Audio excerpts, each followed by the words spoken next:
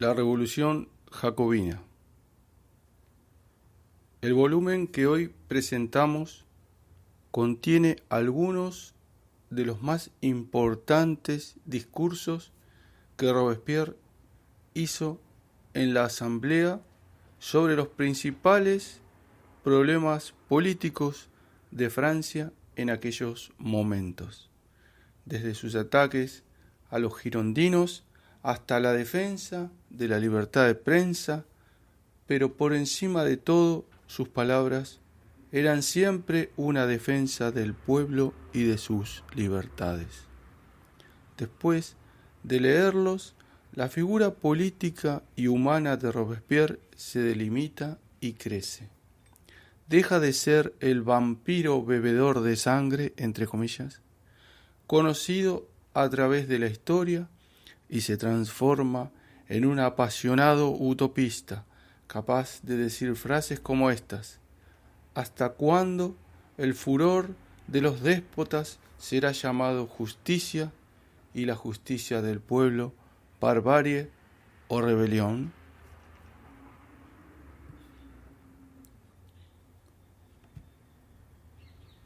(1973) Prólogo. ¿Qué se le puede objetar a un hombre que tiene razón y que sabe morir por su país? Discurso del 8 de Thermidor.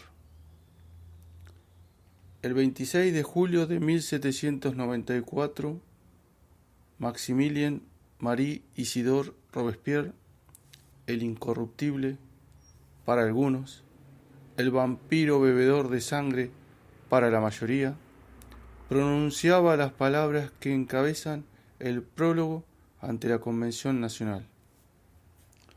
2 días más tarde, Robespierre, Saint-Just y Couthon eran guillotinados, después de que la Comuna se levantara para liberarlos, de que la Convención los declarara fuera de la ley, de que un cuerpo armado tomara la municipalidad de París. Al día siguiente, 29 de julio, 80 miembros insurrectos de la Comuna eran sumariamente ejecutados. Se cerraba una de las épocas más tensas de la Revolución Francesa, el terror, y comenzaba el reinado de una burguesía moderada que desembocaría después de un breve y desequilibrado directorio, 1795-1799, en el golpe de Estado del 18 Brumario, 7 de noviembre de 1799, que daría el poder a Napoleón Bonaparte. Robespierre es el eje central en torno al cual giran los 11 apretados meses en los que los jacobinos se hicieron cargo del poder, instaurando el terror, acabando con los girondinos y llevando la revolución a su más alto grado. Pero ¿quién era Robespierre? A lo largo de la historia de los escasos 2 siglos que nos separan de la Revolución Francesa, mucho se ha hablado de él, en casi todos los libros de historia, en casi todas las biografías de enciclopedias al uso. Robespierre nos es presentado como un personaje funesto, lúgubre, sediento de sangre, un místico de la violencia, como lo presentara Catherine Theot ante la Convención. Mucho se ha hablado de él, ciertamente, y pocas referencias científicas se nos han dado en relación a su obra, artículos y discursos, de donde, en realidad, hubiéramos podido averiguar su auténtica dimensión política y humana. Por ello, a nosotros, deformados por la tremebunda versión apócrifa del vampiro sediento de sangre, entre comillas, la lectura de los discursos de Robespierre nos ha sorprendido. Estoy hecho para combatir el crimen, no para gobernarlo, afirma ante la Convención Nacional en su último discurso. Y añade: aún no ha llegado la hora en que los hombres honestos podrán servir impunemente a la patria. Hombre honesto, hombre que tiene razón, ¿es este el auténtico Robespierre? 2. Robespierre nació en Arras, en el condado de d'Artois, el 6 de mayo de 1758, en las postrimerías del reinado de Luis XV, cuando el iluminismo empezaba a extenderse por Francia. Nació en el seno de una modesta familia de leguleyos y decidió seguir la tradición familiar, estudiando primero en su ciudad natal y más tarde en París, a donde se trasladó en 1769 para completar sus estudios. Los biógrafos constatan una verosímil, aunque no comprobada, visita del joven estudiante a su maestro espiritual, Jean-Jacques Rousseau. Francia, en aquel tiempo, ardía en una fiebre, todavía intelectual y reducida a cenáculos minoritarios, enciclopedista y revolucionaria. Finalmente, después de licenciarse en Derecho por la Sorbona en 1781, el joven Robespierre regresa a su ciudad natal, donde se instala de pasante en el bufete del abogado Liborel. Su formación humanística le lleva al estudio de los textos de Montesquieu y Plutarco, y de su vocación salen los primeros versos y ensayos sobre ética y humanística. En el año 1783 es elegido miembro de la Academia de Arras y 3 años más tarde, en 1786, alcanza la presidencia de dicha institución. En 1788, cuando la campaña de elección para los Estados Generales llega a Arras, Robespierre, cuyo prestigio como pensador ha ido en aumento, es elegido entre 24 candidatos por el tercer estado. Al año siguiente, entre los 12 diputados que aspiraban a la candidatura que les enviaría a París como delegados del tercer estado de la ciudad de Arras, Robespierre es elegido nuevamente. Tenía entonces 31 años. Su carrera política es rapidísima.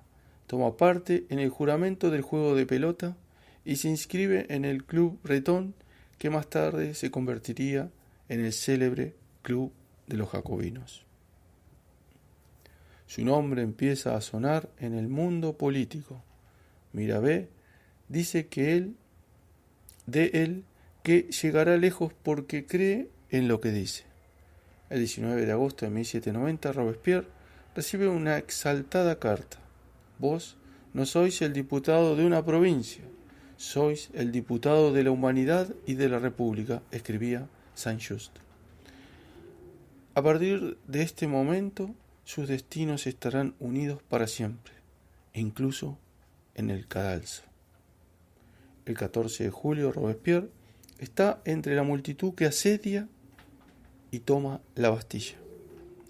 En el mes de agosto siguiente participa en la redacción del proyecto de la Declaración de los Derechos del Hombre. El 21 de septiembre de 1789 habla en contra del veto real.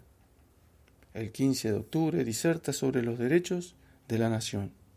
El 9 de febrero de 1790, cuando en la Asamblea se habla de represión armada contra el pueblo que ataca los restos del feudalismo, Robespierre toma la palabra para defender al pueblo que ha incendiado los castillos, y cuando un diputado lo interrumpe para precisar no el pueblo, sino unos bribones, Robespierre replica: si queréis, diré, unos ciudadanos acusados de haber incendiado castillos.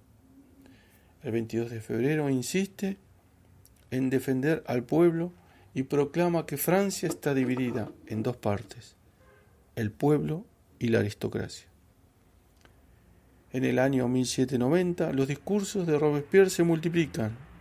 Habla sobre los principales problemas políticos de Francia. El 31 de mayo sobre la constitución civil del clero. El 25 de junio sobre la inviolabilidad de los diputados. El 18 de noviembre sobre una petición del pueblo de Aviñón. El 5 de diciembre sobre la organización de la Guardia Nacional. En el mes de octubre del mismo año es elegido primer magistrado del Tribunal del Distrito de Versalles. El 20 de enero de 1791 interviene en la Asamblea Constituyente con un discurso sobre la organización del Tribunal de Jurados y el 20 de abril pronuncia el discurso sobre el impuesto de la moneda de plata, primer discurso que reproducimos en esta selección. El 15 de abril de 1791 Robespierre habla sobre el derecho de herencia, el 27 sobre la Guardia Nacional, el 9 de mayo sobre el derecho de petición en la Constituyente y sobre la libertad de prensa en el Club de los Jacobinos, el 12 sobre la condición de los hombres de color, el 16 y el 18 sobre la reelección de los miembros de la Asamblea Nacional, el 30 de mayo contra la pena de muerte. El 10 de junio es elegido acusador público en el Tribunal Penal de París. El 21 del mismo mes, con la huida del rey, Robespierre pronuncia un discurso en los Jacobinos. Esta es la primera etapa de las tres que le conducirán al poder. La primera, como ya hemos dicho, su lucha contra el rey, la segunda, su enfrentamiento a la guerra y por último la tercera, su lucha decisiva contra los girondinos. En el mes de agosto habla en la Asamblea Constituyente sobre el proyecto de constitución. El 11 de agosto es elegido miembro de la Comuna. El 17 Robespierre rehúsa la presidencia de un tribunal extraordinario. El 22 habla en la Asamblea sobre la libertad de imprenta. En septiembre, con la inauguración de las sesiones de la Convención, Robespierre se opone a la guerra. El enemigo no está en Coblenza, está en Francia.